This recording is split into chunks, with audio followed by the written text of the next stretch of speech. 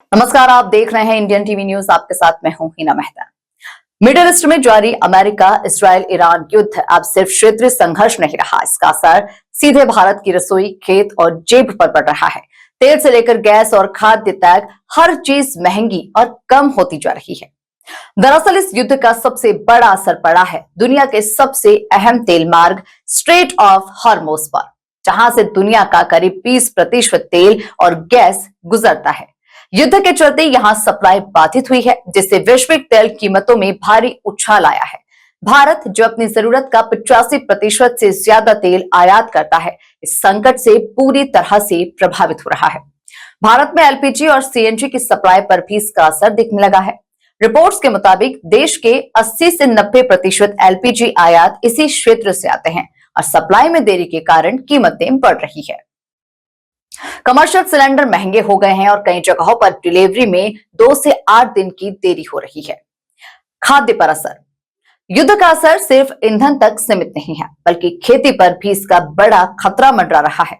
खाद की कीमतों में अचानक से भारी उछाल देखा गया है। यूरिया, अमोनिया और फॉस्फेट के दाम तेजी से बढ़े हैं। विशेषज्ञों का कहना है कि भारत को 20 से 25% तक खाद सप्लाई में बाधा का सामना करना पड़ सकता है। अब बात करते हैं आम आदमी पर असर। पेट्रोल डीजल महंगे, गैस सिलेंडर महंगे, खाने पीने की चीजें महंगी, ट्रांसपोर्ट और बिजली का खर्च बढ़ा। किसानों पर असर। महंगी खाद, बढ़ती लागत, फसल उत्पादन पर साफ असर।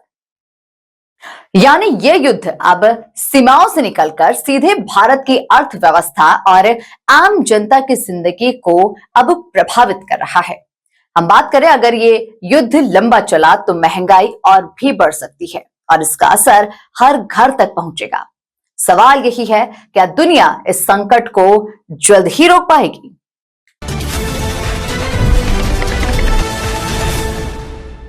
मिडिल ईस्ट में जारी अमेरिका, इजराइल और ईरान के बीच तनाव का असर अब सिर्फ तेल और गैसों तक सीमित नहीं रहा है, बल्कि इसका सीधा असर भारत की खेती और खाद्य सुरक्षा पर भी दिखने लगा है।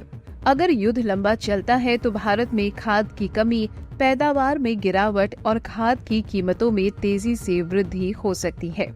ऐसे में चलिए आज हम आपको इस वीडियो में बताते हैं कि अगर ईरान युद्ध लंबा चला तो किन चीजों के लिए भारत तरस सकता है।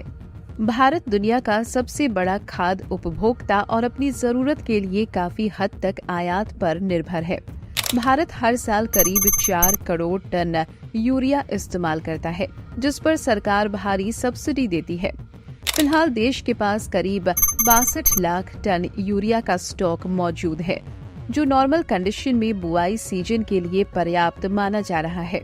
लेकिन एक्सपर्ट्स का कहना है कि अगर आपूर्ति में दिक्कत लंबे समय तक बनी रहती है तो आने वाले महीनों में स्थिति और बिगड़ सकती है।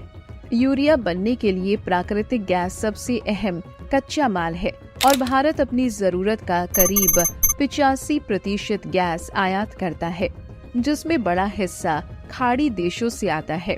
युद्ध के चलते गैस सप्लाई प्रभावित होने लगी है, जिससे कई फर्टिलाइजर कंपनियों को उत्पादन घटाना पड़ा।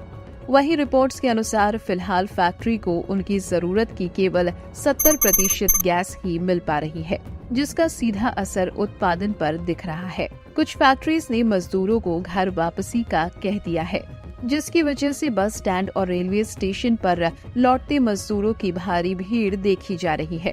पंजाब और हरियाणा जैसे बड़ी खेती से जुड़े राज्यों में अगर सप्लाई में दिक्कत जारी रही तो खरीफ सीजन के दौरान समस्या बढ़ सकती है।